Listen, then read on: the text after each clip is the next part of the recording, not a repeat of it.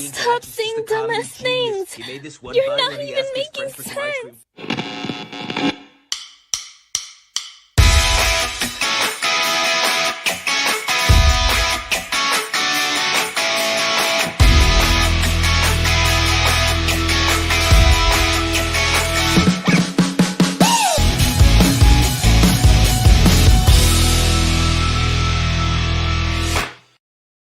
Sorry to keep you waiting. Complicated business. Hi, fellow patriots. This is Peter Boykin from #GoRight. Share this right now. Time to go right.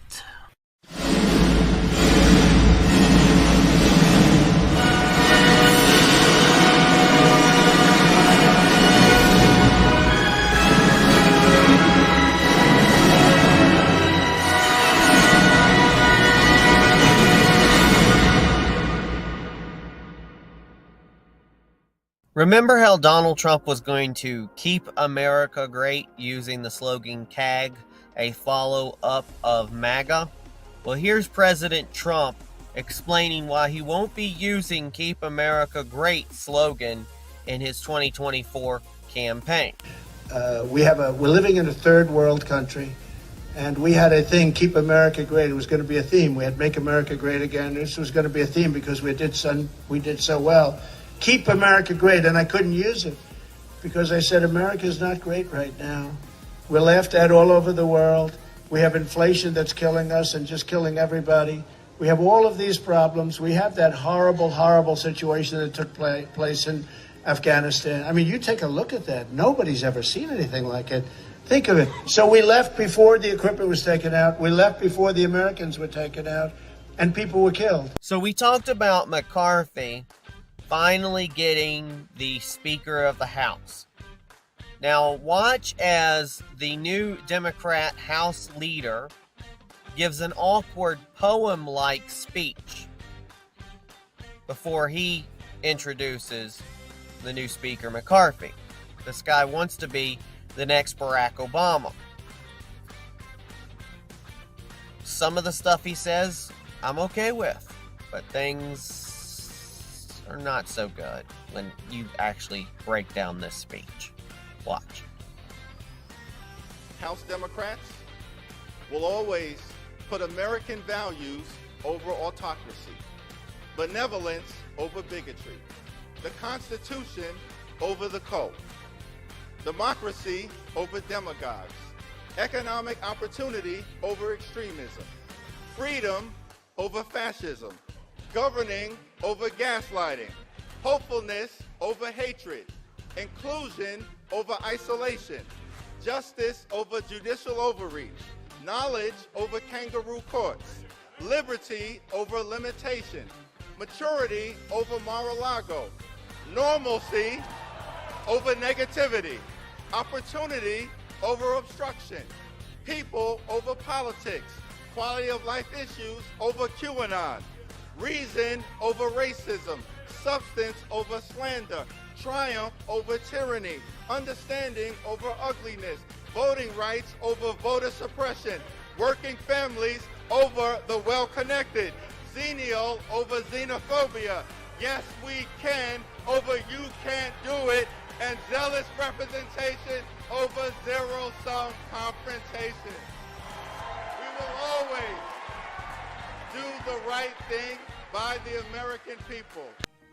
So crime has been a big issue, and there's a reason why we carry protection. There's a reason why we have our Second Amendment rights, and when we have our Second Amendment rights and people know that we carry, I guarantee you things like this might happen, but things like this might not happen so much because people would know better not to get involved in these situations. So you play stupid games, you win stupid prizes.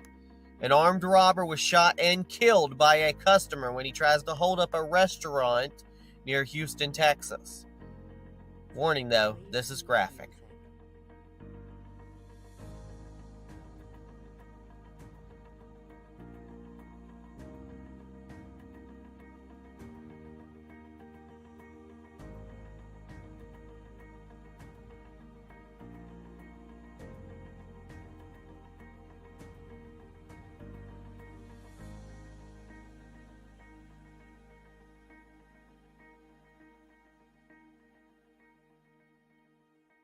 Now, I kind of like Jimmy Kimmel, but these COVID cultists, if you remember Stephen Colbert did the Fauci Ouchie or some kind of Fauci song, the vaccine song.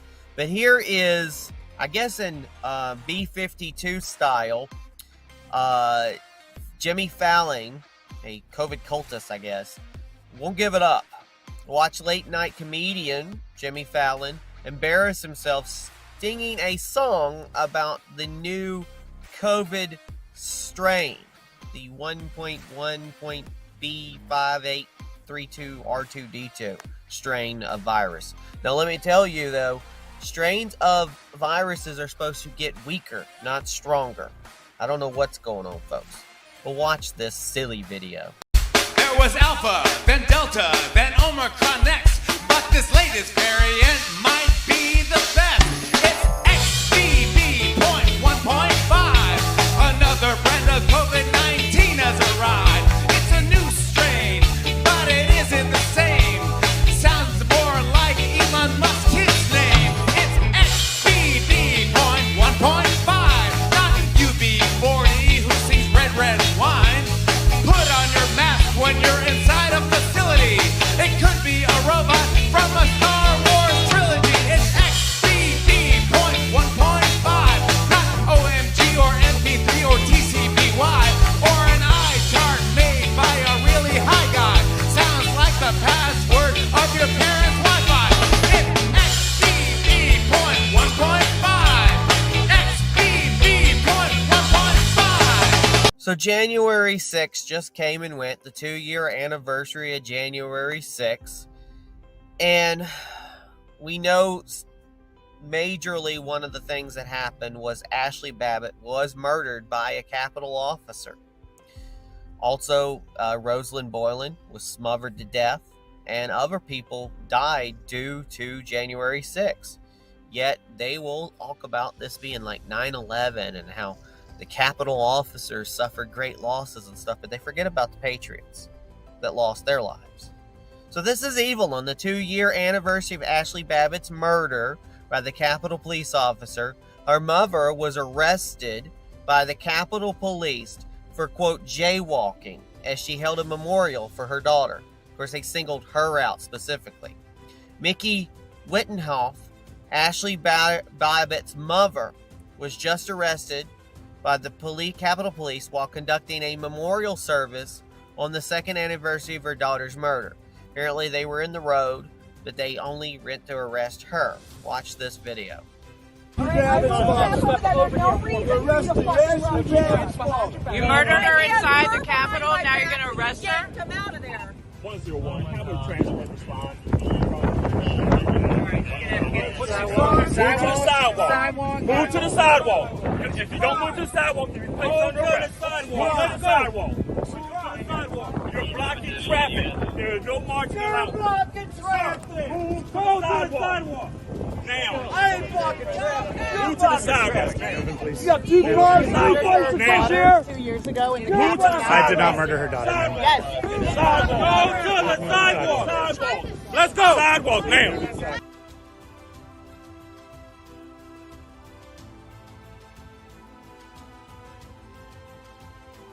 Okay, I like to keep my videos normally short, but this is a longer video. It's about 12 minutes. Tucker Carlson gives great information, and I like to share Tucker Carlson, unlike Sean Hannity, who has an issue. But Tucker Carlson's pretty good, if you can get past his uncontrolled laughter. But Tucker Carlson breaks down, exposes the lies of the left's January 6th story. I urge you to listen to this fully. Thank you for tuning in to #GoRight with Peter Boykin.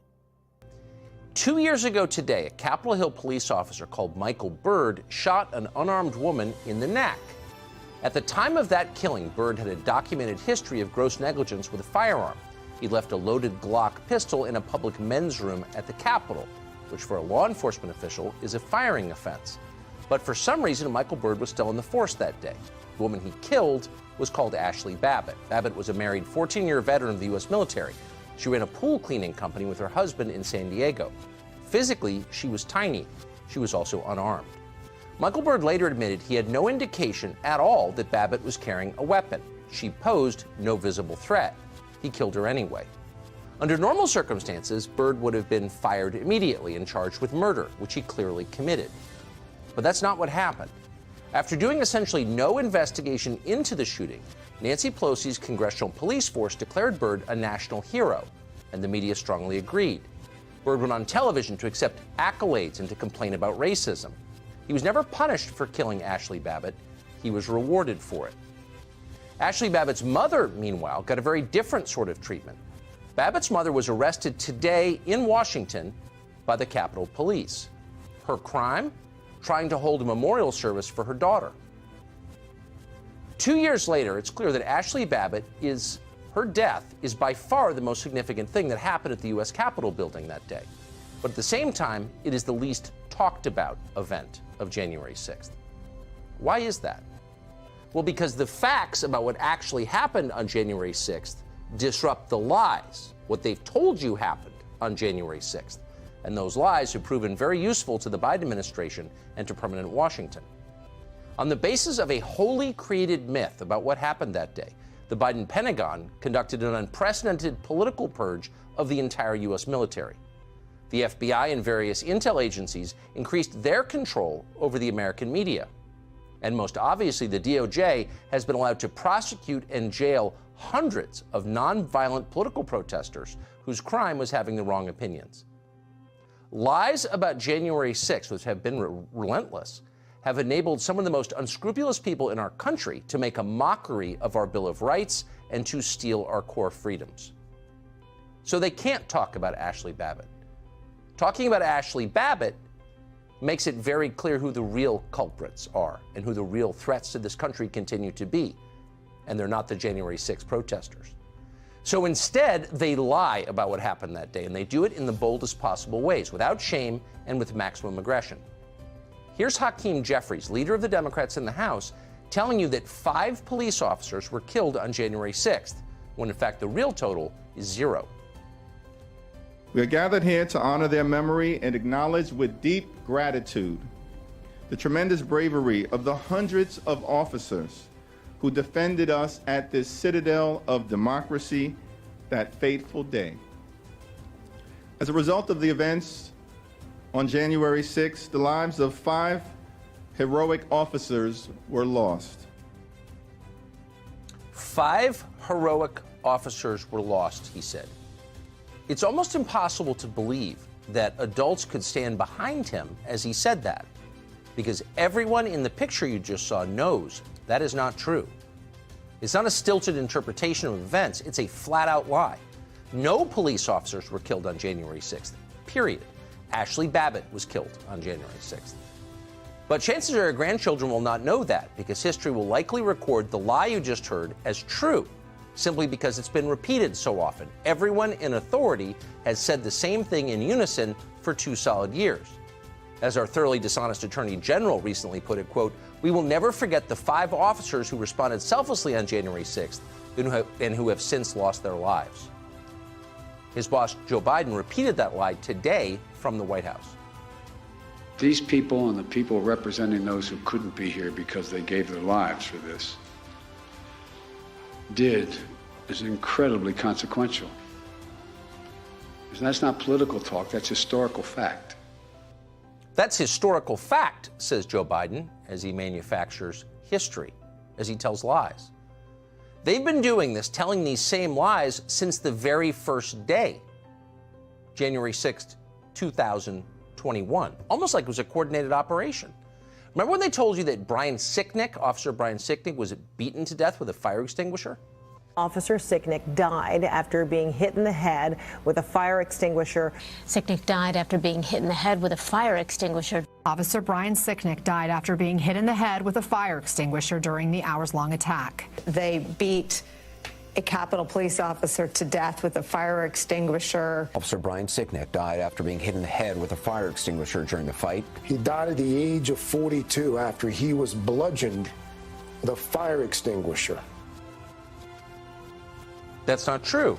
And in the end, thanks to the medical examiner in the District of Columbia, we learned the fact. which is that Brian Sicknick died of a stroke well after the January 6th protests. He was not beaten to death with a fire extinguisher.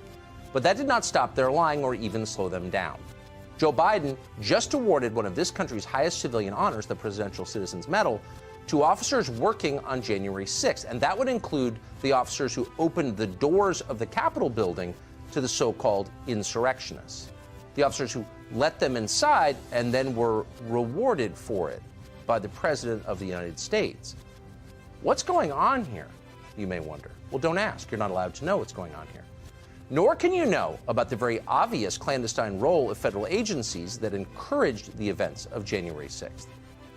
That happened, but its details have never been explained.